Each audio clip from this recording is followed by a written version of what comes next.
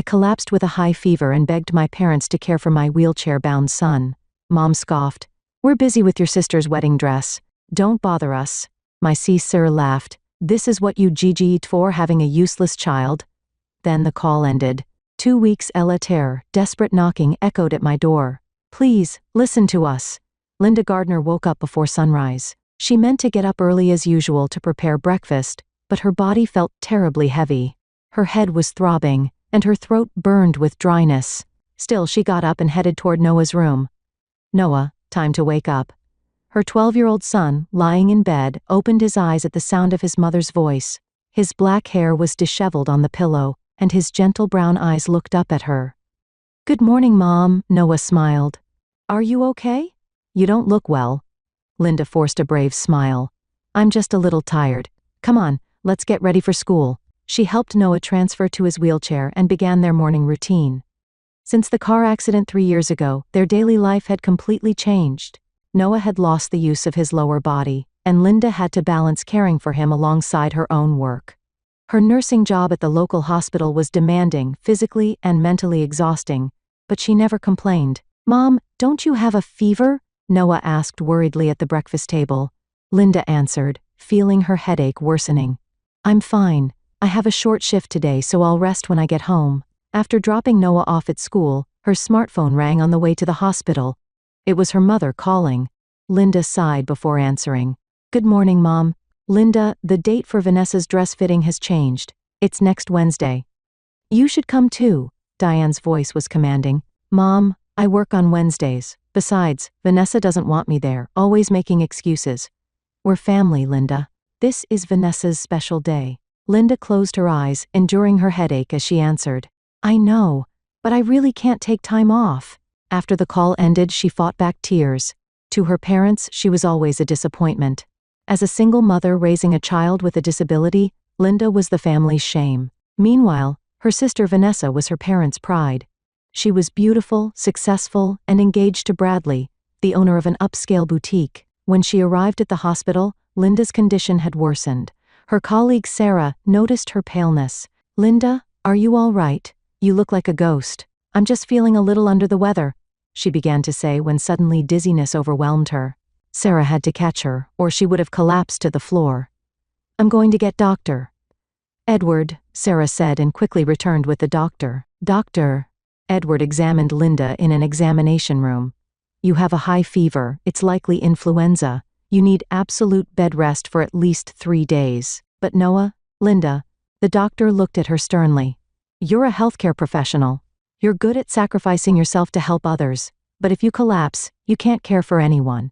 You need rest. Linda nodded in resignation. But who will take care of Noah? Don't you have family, doctor? Edward asked. Linda gave a bitter smile. The truth was, she did have someone she could rely on. Judith, the owner of the popular wedding venue Willow Creek Manor, was her close friend. Thanks to Judith, Vanessa's wedding had been booked at a special price. However, her parents didn't know the details.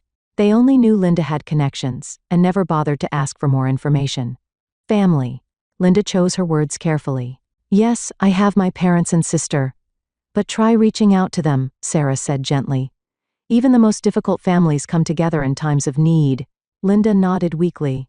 Grateful for her colleague's kindness, she still felt anxious inside. Asking her parents for help was like seeking shelter in a storm. On her way back to her small apartment on 25 Tremble Street, she called Noah's school to arrange for his early dismissal. Then, with trembling hands, she dialed her parents' number. Her hands were sweaty from the fever and anxiety. In Linda's mind, she could already hear her parents' cold words, see her sister's contemptuous gaze, and worst of all, imagine the treatment Noah might receive. But she had no choice. As the phone continued to ring, Linda took a deep breath. She whispered a small prayer. Just this once, please help. The moment she heard her mother Diane's voice on the other end, Linda felt a knot of anxiety in her throat. Her vision blurred from the fever, and her head was pounding. With a trembling voice, she said, I hate to ask, but I need some help. Linda? I'm very busy right now. Diane's voice contained obvious irritation. What is it? Make it quick. Linda closed her eyes, enduring the pain throughout her body as she forced out the words. I've come down with the flu and have a high fever. The doctor ordered complete bed rest. I was wondering if you could look after Noah for a few days. There was a moment of silence on the other end, followed by a sigh.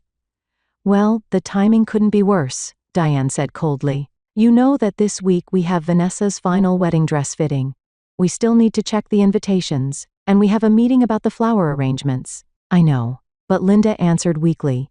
I'm really not well, and I can't leave Noah alone. You're always like this, Diane's voice sharpened.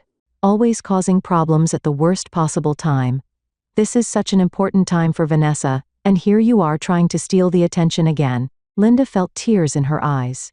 Her body burned like fire from the fever, her head was splitting with pain, and yet there wasn't a single word of concern from her mother. Mom, please, she begged. I'm really not feeling well, I have no one else to turn to. Vanessa's wedding is more important than your problems.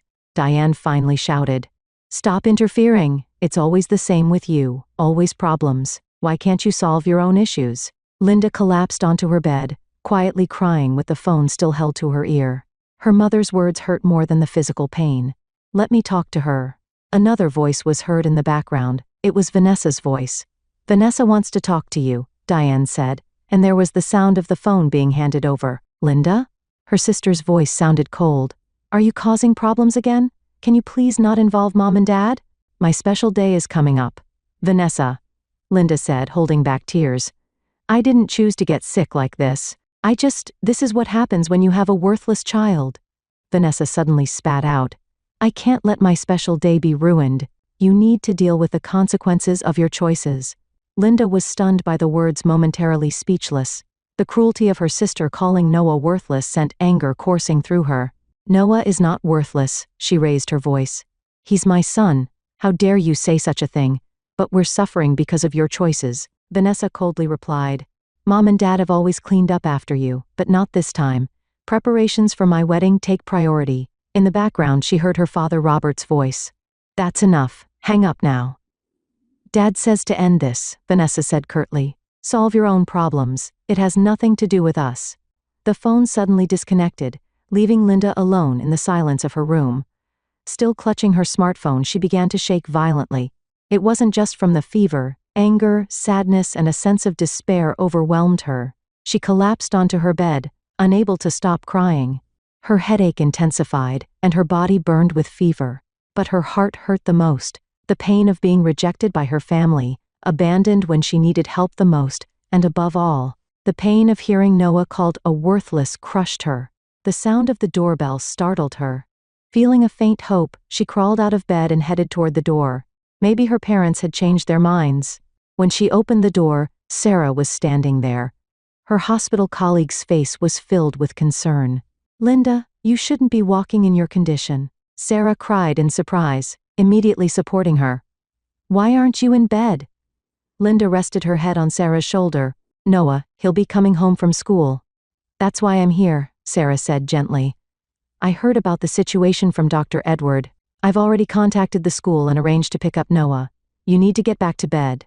Sarah helped Linda back to bed and placed a cool cloth on her forehead. Through tears, Linda told her about the phone conversation. They're my family. Why won't they help me? Sarah squeezed her hand. You have a real family. Noah and me. Rest now. I'll take care of everything. But you have your own family. Friends are family too, Sarah said firmly. My husband understands. Noah is a wonderful boy, and our son loves playing with him. Don't worry. I'll look after both of you for a few days. Linda's heart filled with gratitude. The pain of rejection from her parents and sister remained, but Sarah's presence gave her comfort. Sarah, don't talk anymore. Sarah handed Linda medicine and water. Take this and rest. Leave Noah to me. After taking the medicine, Linda remembered one more thing before closing her eyes.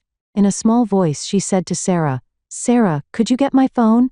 When Sarah handed her the smartphone, Linda scrolled through her contacts and found the name Judith Willow Creek. She hesitated for a moment, but then, determined to sever the relationship with her parents completely, she sent a message. Judith, we need to talk about my sister's wedding reservation. After sending the message, Linda placed her smartphone on the side table. As she closed her eyes, her tired body quickly fell asleep. Tears still stained her cheeks, but her face showed an expression of quiet resolve. Linda had made a decision about what real family means, and how to deal with people who don't understand her worth. In the midst of her fever, a new strength was beginning to grow in her heart. 2 weeks had passed, and Linda had fully recovered. The flu symptoms were gone, and she had returned to her normal rhythm of life.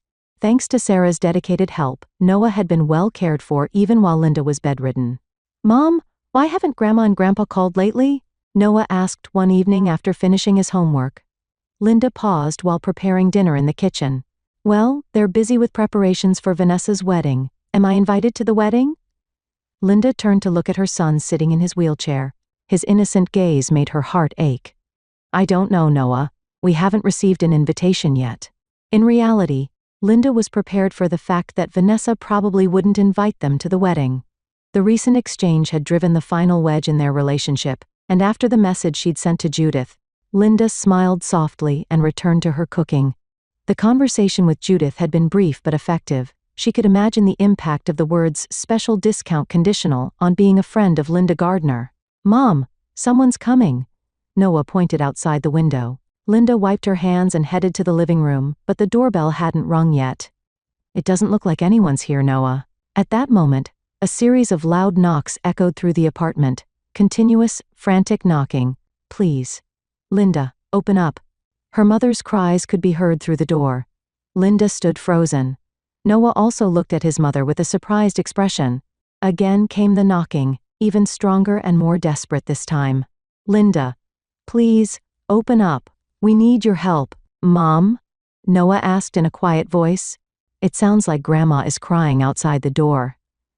Linda slowly approached Noah and placed a hand on his shoulder. "Noah, could you wait in your room for a little while?" Though looking worried, Noah nodded and headed to his room. Linda stood in front of the door for a while. The knocking continued, and her mother's crying didn't stop. Taking a deep breath, Linda finally opened the door. There stood Diane with red, swollen eyes, Robert with an angry expression, and Vanessa with tear-filled eyes. Finally, you opened Diane's side with relief. "Linda, please. We need your help." "What's wrong?" Linda asked calmly. Various emotions swirled inside her, but she didn't show them on her face. "Can we come in?" Robert asked in a stern voice. Linda moved a step to the side and invited the three in. Vanessa had clearly been crying, with no trace of her usual confident demeanor. "Linda, something terrible has happened," Diane said with a shaking voice. "The venue has canceled our reservation." "Willow Creek Manor?" Linda pretended to be surprised. "Yes!" Vanessa cried out, "with only 2 months until the wedding. What are we going to do?" "According to what we've heard," Robert stepped forward and stared at Linda. "You had something to do with it." Linda calmly returned her father's gaze. "Why would you think it's my fault?" "The owner of Willow Creek Manor says," Diane began explaining through tears, "that the special discount was conditional on being a friend of Linda Gardner. And you revoked your approval." "That's not all," Robert added. "All other venues are fully booked. There's no place available at this time of year." Vanessa approached Linda crying. "Please, Linda, help us. You're our only hope." Linda looked at Vanessa, remembering her words from 2 weeks ago over the phone. Worthless. The pain of that word hadn't healed yet. "What do you expect from worthless me?" Linda coldly replied. The three fell silent simultaneously, staring at Linda. The color drained from Vanessa's face, Diane seemed at a loss for words, and even Robert appeared weaker than his usual dignified posture. "Linda, you," Diane began to say. "Remember?" Linda spoke quietly but forcefully. 2 weeks ago when I collapsed with a high fever and asked you to look after Noah." The three exchanged glances, seemingly searching for excuses. "What did you say when I was sick and asked for help?" Linda continued. "Busy with Vanessa's wedding dress preparations, don't interfere." "And Vanessa, what did you say?" Vanessa stared at the floor and didn't answer. "This is what happens when you have a worthless child," Linda quoted her sister's words. "You called Noah a worthless." "Linda, at that time," Vanessa began weakly. "Noah is everything to me," Linda interrupted her sister. "I have no obligation to help someone who hurt him." "Linda, please," Diane begged through tears. "We were wrong. We were terrible. But please forgive us. Please." "For what?" Linda questioned.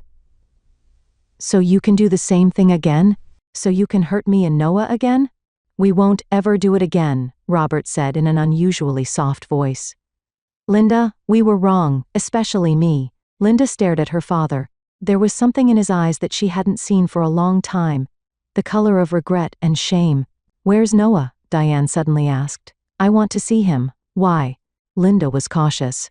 "I want to apologize," Diane said with a serious expression. "Directly to him." Linda remained silent for a moment, thinking. In her heart, anger and sadness intertwined. But somewhere, she had always wished for reconciliation with her family. Especially for Noah's sake. "Mom?" Noah's voice came from the doorway. He had quietly approached in his wheelchair.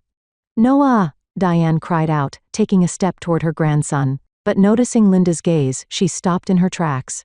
"Grandma, why are you crying?" Noah asked. The room was wrapped in heavy silence. Linda took a deep breath and made a decision. "I might forgive you, but there are conditions," she said slowly. The three stared at Linda simultaneously. A glimmer of hope appeared in their eyes. "Name it," Vanessa quickly said. "We'll do anything." "Really?" Linda raised an eyebrow. "Then, let's hear it." She stood up and walked to the window. Outside, dusk was falling and the city lights were beginning to come on one by one. Turning back, her family was sitting, eagerly awaiting her words. The power dynamic had completely reversed. "First," Linda said in a quiet but authoritative voice, "an apology to Noah." And her eyes were filled with determination. Linda announced her conditions in a quiet voice. "You will take care of Noah every weekend until the wedding, 2 months from now. From Friday evening until Sunday evening." "Every weekend?" Vanessa raised her voice in surprise. "You're joking. I'm busy. I have wedding preparations, and I need time with Bradley." "Those are my terms," Linda replied calmly. "Accept them, or go ahead without a venue." "Isn't every weekend a bit harsh?" Robert carefully suggested. "Couldn't we be a bit more flexible?" Linda cut off her father's words. "You didn't show any flexibility when I was down with a high fever. Can't the three of you together handle on weekends what I manage alone every day?" Robert was at a loss for words and fell silent. "That's not all," Linda continued. "You will donate 10% of the wedding budget to A Bright Future, a local charity for children with disabilities." 10%? Diane gasped. "That's a considerable amount." "Mom." Linda looked directly at her mother. "Considering your comfortable retirement and Vanessa's engagement to a luxury boutique owner, such a donation should be possible."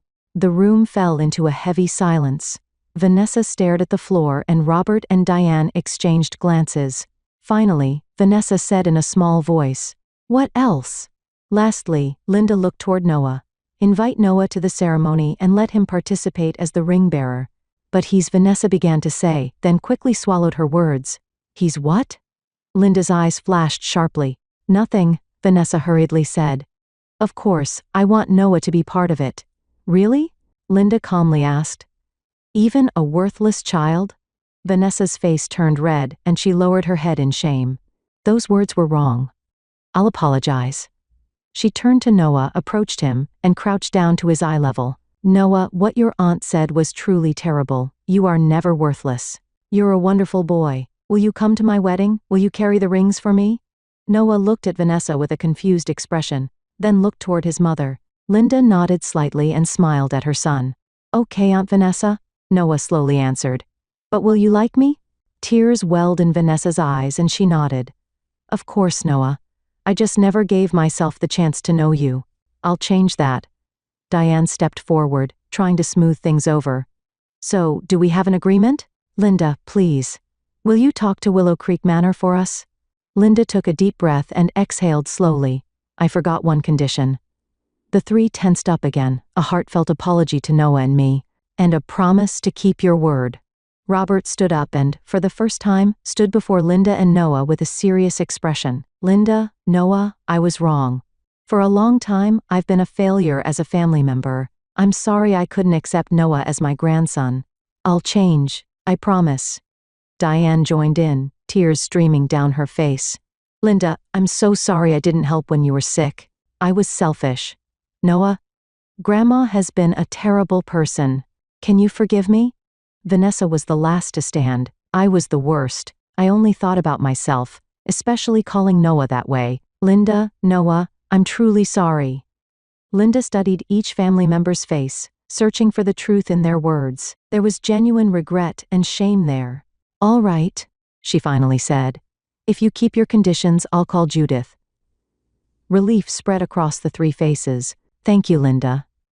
Diane rushed to her daughter, trying to embrace her. Linda took a step back. "Not yet, Mom. Trust is shown through actions, not just words." Diane nodded in understanding. "So, when do we start the first weekend with Noah?" Linda asked. "How about this week?" Robert suggested. "We'll pick him up Friday evening." "Fine," Linda agreed. So, this Friday at 6 p.m., after the family left, Linda went to Noah's room and sat on the edge of his bed. "Are you okay? Are you scared to stay with them?" Noah thought for a moment before answering. "A little scared, but Grandma and Grandpa's house is big, and I want to meet Aunt Vanessa's fiancé." Linda stroked her son's hair. "Call me immediately if anything happens. I'll come get you anytime." "I'll be fine, Mom," Noah said confidently. "I'm strong." Linda hugged her son, burying her face in his small shoulder. "Yes, you are truly strong." At 6 p.m. on Friday, Robert and Diane arrived as promised. They nervously loaded Noah's belongings into the car and awkwardly said goodbye to Linda. "We'll bring him back Sunday evening," Robert promised. "Call anytime if you need anything," Diane added. Linda nodded and gave Noah one last hug. "Have fun. I love you." "I love you, Mom," Noah waved from his wheelchair. Watching the car drive away, Linda felt mixed emotions. The anger hadn't completely disappeared, but seeds of hope had begun to sprout. That weekend, Linda spent time with Sarah, enjoying a rare moment of freedom. When her parents brought Noah back on Sunday evening, she noticed a change in her son's expression. Noah's eyes were shining, and he excitedly began to talk about the weekend's events. "Grandpa was interested in my programming. We made a game together on his computer." Linda couldn't hide her surprise. Her father had never shown interest in computers before, and Grandma made special pancakes for me, with lots of blueberries, my favorite. "Really?" Linda smiled. "And Vanessa came too. Her fiancé Bradley listened to me talk about wheelchair basketball." Linda looked at her parents. There was something in their expressions that she hadn't seen in a long time. Genuine interest, and beyond that, the color of shame. "We should go now," Robert said quietly. "Can we pick up Noah next weekend too?" Seeing Noah's happy face, Linda nodded. "Yes, that's fine." After the door closed, Linda asked Noah, "Was it really good? You're not just saying that?"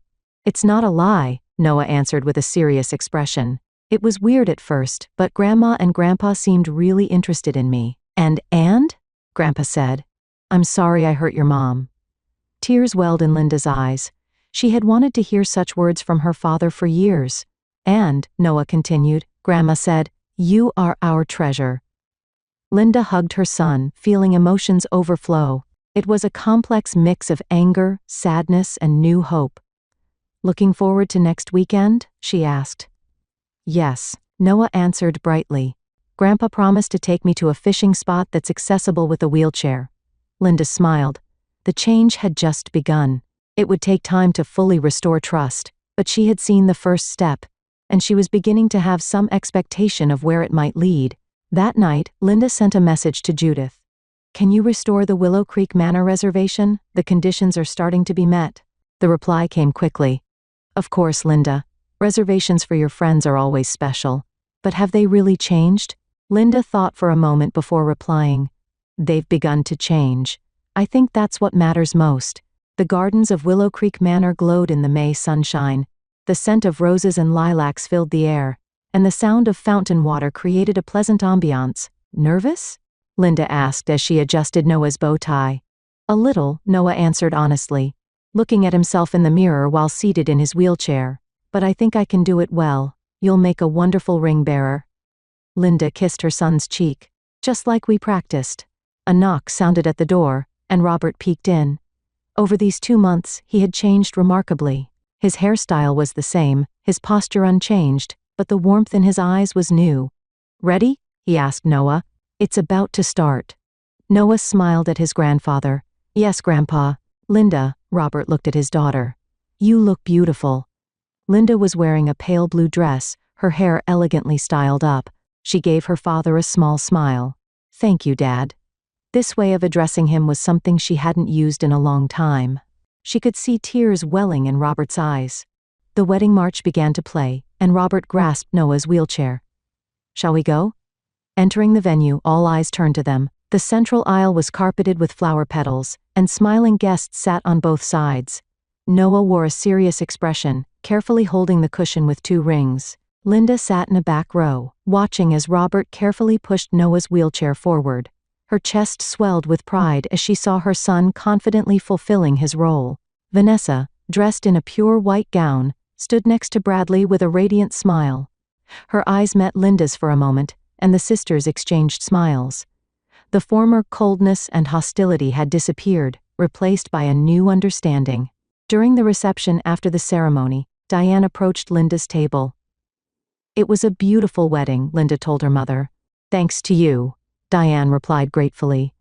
The introduction to Judith, Noah's participation, everything was perfect. "Mom," Linda said quietly, "all I did was give you an opportunity. You changed yourselves." Diane took her daughter's hand. "We're grateful to you. It was a painful lesson, but a necessary one." Music began to play, and Noah appeared on the dance floor with Bradley. Bradley was spinning Noah's wheelchair around, and they were laughing together. Vanessa joined them, and the 3 danced happily. "Look," Diane said, moved. "That smile." Linda nodded. No one needed family, a real family. A year later, an invitation arrived at Linda's apartment door. Opening it, she found it was a card from Vanessa and Bradley. "Please come to welcome our new family member." When Linda showed it to Noah with a surprised expression, he excitedly exclaimed, "Am I getting a cousin?" That weekend, the whole family gathered at Vanessa's new house. In the center of the living room sat an 8-year-old girl in a wheelchair. Her name was Emma, and she had Down syndrome and a spinal disability. "Linda, Noah," Vanessa said proudly, "I'd like to introduce Emma, our adopted daughter." Linda was speechless with surprise. Noah immediately moved his wheelchair next to Emma and began introducing himself. "Hi, Emma, I'm Noah. We're wheelchair buddies." Emma smiled shyly and waved at Noah. "Why?" Linda quietly asked Vanessa. "Thanks to you and Noah," Vanessa answered seriously. "I was truly awful back then. I only thought about myself. But the time spent with Noah opened my eyes." And she stumbled over her words slightly. "Bradley and I realized there was a child who needed our love. Blood ties don't matter. What's important is whether we can become a family." Diane and Robert looked happy surrounded by their 2 grandchildren. Robert especially had a gleam in his eyes as he talked to Emma about wheelchair basketball. "Your partner?" Vanessa asked Linda. Linda smiled, thinking of Michael, whom she had recently met. He was a pediatrician at the hospital who immediately bonded with Noah. "He had to work today. But he'll join us next time." After dinner, the family gathered in the garden. Noah and Emma enjoyed wheelchair races under the starry sky while the adults watched over them. Vanessa sat next to her sister and quietly said, "Thank you." "For what?" "For changing us. Because of Noah, I've learned what true happiness means." Linda looked at her sister and saw the genuine gratitude in her eyes. She smiled and took Vanessa's hand. "Families can hurt each other, but they can also heal each other." Under the starry sky, they nodded quietly. They had learned that crisis can become the greatest gift.